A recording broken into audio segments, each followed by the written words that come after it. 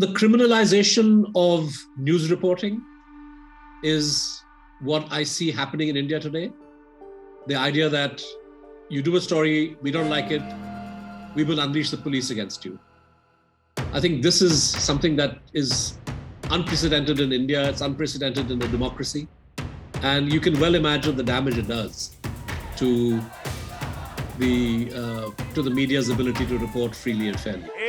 The government is doing its best to undermine freedom of the press. And you have media that's resisting it. You have media that has succumbed. And the final outcome is very much a work in progress. The use of the law, alleging financial crimes, alleging tax improprieties, these are pretty standard tools that have been used against proprietors and against companies. But the more sinister form of intimidation takes place against, I would say, reporters.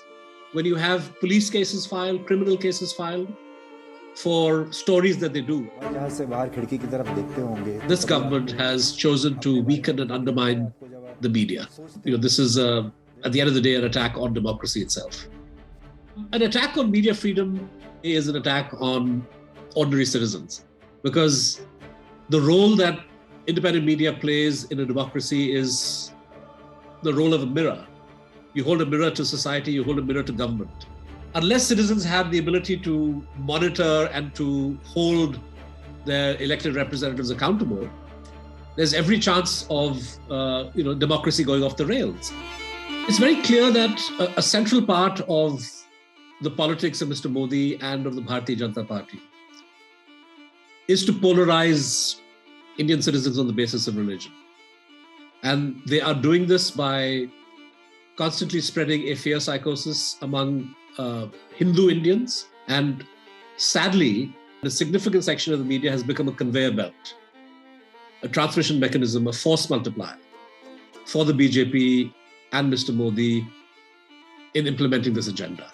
But what you find on news channels is a kind of dreary uniformity, I think largely driven by the preferences of the owners of these channels, many of whom are hand in glove with the government and promote its agenda. Frankly, if the media is playing this kind of role rather than acting as a check, rather than calling it out, you can well imagine the great damage that this is causing in society. We need to remind ourselves of the role that hate speech and hate media played in places like Rwanda, in fueling the kind of hatred which finally led to mass violence and genocide. And we are looking at that kind of culpability on the part of some of our regrettably, our more prominent media channels. And I think this is a cause of great worry.